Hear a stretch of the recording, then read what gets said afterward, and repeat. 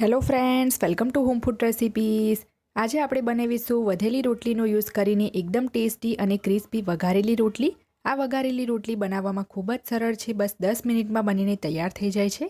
Normally જ્યારે પણ આપણા ઘરે સવાર કે સાંજની રોટલી વધી જાય છે તો ઠંડી રોટલી ખાવાનું કોઈ પસંદ નથી કરતું, તો એવામાં એને ફેંકવાને બદલે તમે આ રીતે ફટાફટ આ વઘારેલી રોટલી બનાવી શકો છો, જેને તમે સવાર કે સાંજની ચા સાથે ખાઈ શકો છો કે બાળકોના લંચ બોક્સમાં પણ આપી શકો છો। તો ચલો એને બનાવવાનું શરૂ કરીએ।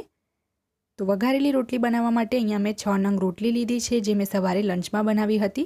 હવે આપણે એને એકદમ બારીક બારીક ટુકડામાં તોડીને તૈયાર કરી લઈશું। તમે ચાહો તો એને મિક્સરમાં પણ ક્રશ કરી શકો છો, પણ મિક્સરમાં એકદમ બારીક ભૂકો ના થઈ જાય એનું ખાસ ધ્યાન રાખવું। તો આ રીતે થોડા મોટા ટુકડામાં મેં એને તોડી લીધી છે।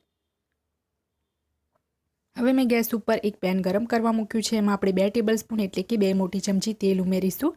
તેલ થોડું ગરમ થઈ જાય એટલે આપણે આમાં 1 ટેબલસ્પૂન જેટલા સિંગદાણા ઉમેરીશું અને આ સિંગદાણાને આપણે ધીમા તાપે ક્રિસ્પી થાય ત્યાં સુધી 1 મિનિટ માટે શેકી લેવાના છે। એકાદ મિનિટ શેક્યા પછી સિંગદાણા આપણા એકદમ સરસ ક્રિસ્પી થઈ ગયા છે।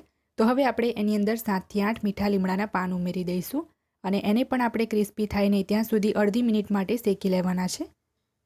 તો જ્યારે લીમડાના પત્તા પણ ક્રિસ્પી થઈ જાય ત્યારે આપણે એમાં અડધી ચમચી રાઈ અને અડધી ચમચી જીરું ઉમેરીશું। 1/4 ટીસ્પૂન એટલે કે 5 ચમચી હિંગ ઉમેરીશું। 1 મોટી ચમચી એટલે કે 1 ટેબલસ્પૂન સફેદ તલ ઉમેરીશું। સૂકા મસાલામાં આપણે એમાં અડધી ચમચી હળદર ઉમેરીશું। 1 ચમચી આપણે ધાણા જીરું પાવડર ઉમેરીશું। અડધી ચમચી આમચૂર પાવડર ઉમેરીશું।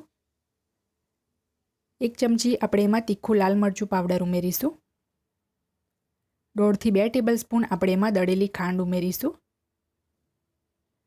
હવે આપણે બધું જ બરાબર મિક્સ કરીને મસાલાને એકાદ મિનિટ માટે ધીમા તાપે સાંતળી લેવાના છે, જેથી મસાલામાં કોઈ જ કચાશ ના રહે। પહેલેથી જ આ રીતે જો મસાલા શેકી લેશો તો એકદમ સરસ શેકાઈ જશે, બિલકુલ પણ કચાશ નહીં રહે। એકાદ મિનિટ મસાલા શેક્યા પછી હવે આપણે જેમાં રોટલી બારીક ભૂકો કરીને રાખી હતી એ ઉમેરી દઈશું। રોટલીને સરસ આપણે મસાલા સાથે મિક્સ કરી લેવાની છે અને ક્રિસ્પી થાય ત્યાં સુધી એને પણ આપણે કૂક કરવાની છે, કારણ કે રોટલીમાં મોઇશ્ચર હોય છે। તો જો આપણે એને ક્રિસ્પી નહીં કરીએ તો ખાવામાં પણ એ સારી નહીં લાગે। 4 થી 5 મિનિટ આપણે એને મીડિયમ ફ્લેમ ઉપર વચ્ચે વચ્ચે હલાવતા રહીને શેકી લેવાની છે। અને મીઠું આપણે હજી સુધી આમાં એડ નથી કર્યું, તો સ્વાદ મુજબ એમાં આપણે મીઠું પણ ઉમેરી દઈએ। જો તમે રોટલી બનાવતી વખતે મીઠું ઉમેર્યું હોય તો મીઠું તમારે ધ્યાનથી ઉમેરવાનું છે। અને આ સ્ટેજ ઉપર જ જો તમારે એમાં લીલા ધાણા ઉમેરવા હોય તો લીલા ધાણા પણ તમારે આ સ્ટેજ ઉપર જ એડ કરી દેવાના છે, જેથી રોટલી ક્રિસ્પી થાય ત્યાં સુધીમાં લીલા ધાણાનું મોઇશ્ચર પણ બળી જાય। જો છેલ્લે ધાણા એડ કરશો તો રોટલીની સેલ્ફ લાઈફ પણ ઘટી જશે। તો તેલ જો તમને આમાં ઓછું લાગે તો પેનની વચ્ચે આ રીતે જગ્યા બનાવીને થોડું તેલ એડ કરી દેવાનું છે। મને પણ તેલ ઓછું લાગ્યું તો 1 ટેબલસ્પૂન મેં તેલ એડ કર્યું છે। હવે એને 4 થી 5 મિનિટ ક્રિસ્પી થાય ત્યાં સુધી કૂક કરી લઈએ। 4 થી 5 મિનિટ પછી આપણી રોટલી સરસ ક્રિસ્પી થઈ ગઈ છે।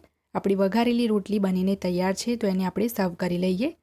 આ રોટલીને ઠંડી થઈ ગયા પછી તમે એરટાઇટ ડબ્બામાં ભરીને 1 અઠવાડિયા સુધી રાખી શકો છો। ખાવામાં એકદમ ટેસ્ટી અને ચટપટી લાગે છે। તો જ્યારે પણ હવે તમારા ઘરે રોટલી વધી જાય તો આ હેલ્ધી રેસીપીને ટ્રાય કરવાનું બિલકુલ પણ ના ભૂલશો। બાળકોને તો આ વઘારેલી રોટલી ખૂબ જ પસંદ આવશે। ફ્રેન્ડ્સ, જો તમને મારી આજની આ રેસીપી પસંદ આવી હોય તો મારા વિડીયોને લાઇક કરી, શેર કરી, ચેનલને સબસ્ક્રાઇબ જરૂરથી કરજો।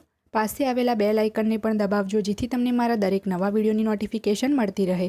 અને જો તમારે મારી આ જ રેસીપી હિન્દીમાં જોવી હોય તો મારી હિન્દી ચેનલ ઉપર જઈને જોઈ શકો છો, જેની લિંક મેં વિડીયોની નીચે ડિસ્ક્રિપ્શન બોક્સમાં આપી છે। તો મળીએ નેક્સ્ટ વિડીયોમાં, ત્યાં સુધી આવજો।